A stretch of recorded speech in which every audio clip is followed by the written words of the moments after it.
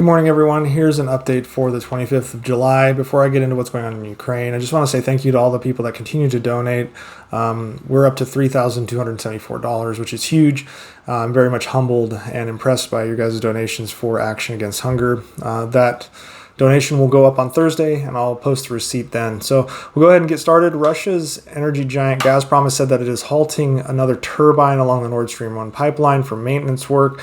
This is going to cut the capacity that is moving from Russia into Germany by an additional 20%. Originally, Russia was only pumping about 40% through the pipeline, dropping it now to 33 million cubic meters of gas per day. So this obviously is not boding well for Germany.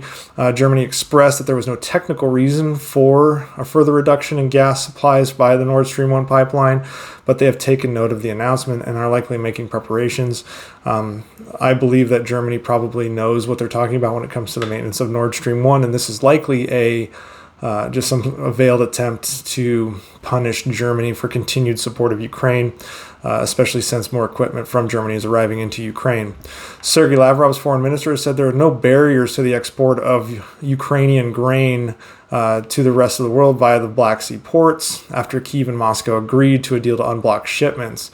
He spoke Monday about the missile strikes that took place on Saturday that were carried out against Ukraine's main port of Odessa, saying that those were aimed at military infrastructure. Now, it must be noted that initially Russia said that they were not responsible for the strike, but now they're saying that they are responsible, but it was against military infrastructure. When you look at the videos of the strikes, because it's all over the internet, you can easily tell that it wasn't military infrastructure and that the missiles fell only a few hundred feet from the port's grain storage. So more Russian lies in that front. Ukraine has received 3 Gepard, I think is how you say it, anti-aircraft tanks. I used to call them Jeopard when I worked in NATO, and they used to make fun of me for it, but I think it's a Gepard or Gepard. The Ukrainians did get 3 of them as they have officially arrived, according to Ukrainian defense minister. They're expected to get another 15, or a total of 15 of them from Berlin, as well as ammunition and training on the use of the anti-aircraft tanks. As of this morning, Ukrainian forces have destroyed 50 Russian ammunition depots using HIMARS rocket systems, according to the country's defense minister. What this is doing is this is forcing Russia to push their supply lines further back so that their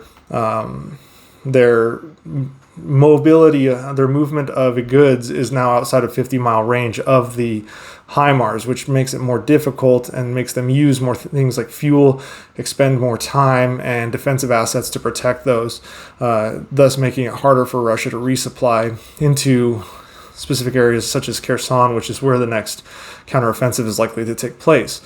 Former U.S. Secretary of State Henry Kissinger has advised Kyiv and the West to not cede any Ukrainian territory occupied since the war in any future peace negotiations. Now, this is a complete switch in his stance originally, where he said that they must cede territory in order to maintain peace.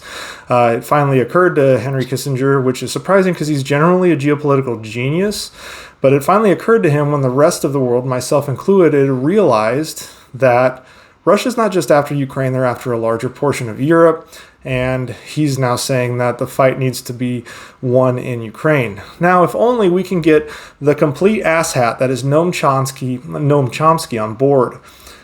And as far as Chomsky is concerned, I cannot stand people like Chomsky who sit comfortably in the U.S., having been born and raised here, only experiencing the world through small instances of travel because he went to Israel briefly, reaping the benefits of what the U.S. has to offer, only to shit on the U.S. constantly.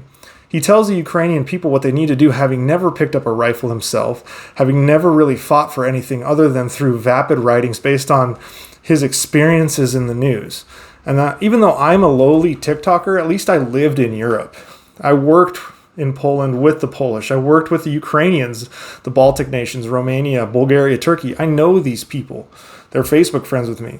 I know what it's like to fight for something and fight with people in combat. I mean, I've seen the gulags in Wroclaw. I've crossed the threshold of the demilitarized zone in North Korea. Chomsky wouldn't want to soil the bottom of his shoes to do that, preferring to read books in front of a fireplace, pontificating on his next unrealistic hit piece of what he thinks the world is like without really seeing what the world really is. At least when I do, it comes from a place of both academic and practical experience. I mean, Chomsky denies the sovereign integrity of Ukraine. He denies Ukrainian agency by saying they don't even determine their own future because they're just a pawn of the U.S. That's bullshit. That's a population of 40 million people that collectively decide their own future. He suggests NATO expanded forcefully rather than accepted countries begging to join. He whitewashes Putin's stated goals, and he's declared the U.S. is no better than Russia, while never really taking up anyone's offer to move to Russia. He's completely full of shit. Now Russian TV is playing his bullshit over and over because he at one time was a respected professor.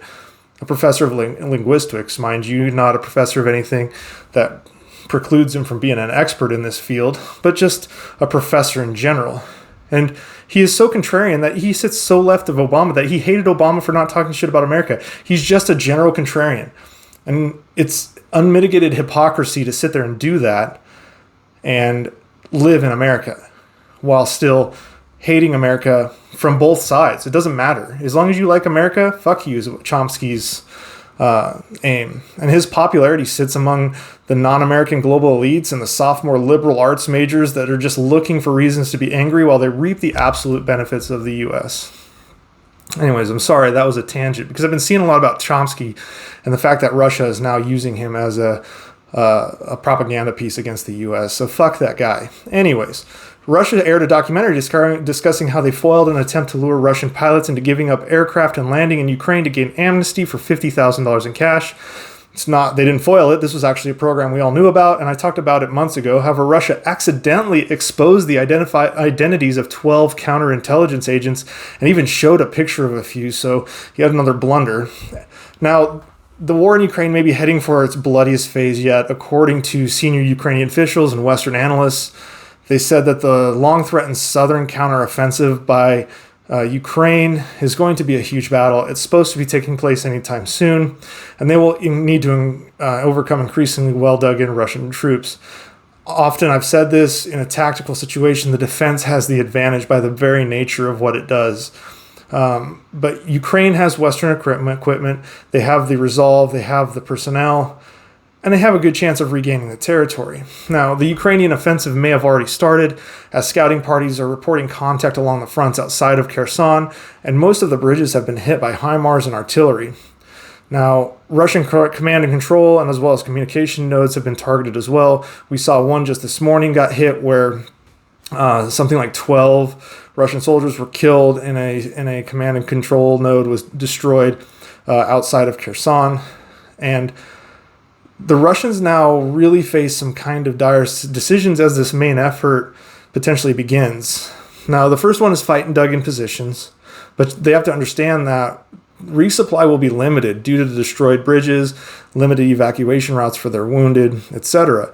It's going to be tough going for the Russians to sit in a defensive position and run out of ammunition, probably not have any food, while Ukrainian supply lines remain open. And this is because Ukraine hit all the bridges that are supporting Russia. They've left a couple open for a specific reason, and that is to allow Russians to try to make the decision to escape while those few bridges are intact, but those Russians would face the ire of the Kremlin.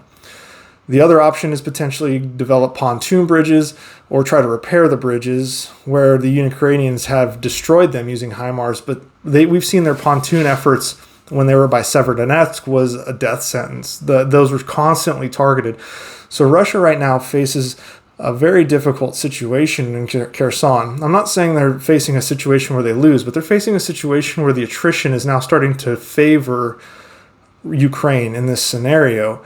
Now, that doesn't mean that Ukraine's not going to lose anyone. As I said before, the defense favors the casualty rate of the defender because they sit in defended positions while the counteroffensive has to move in and towards those fighting positions. But given what we've seen recently, this is a scenario where the tide of the war may start to turn away from a stalemate and more towards Ukraine, but it could just be more of a bloody stalemate, and we'll have to see. However, going forward, this Kherson line of effort is going to be the main focal point for the next at least week or probably more. So have a good rest of your day, everyone. I hope it's a good one.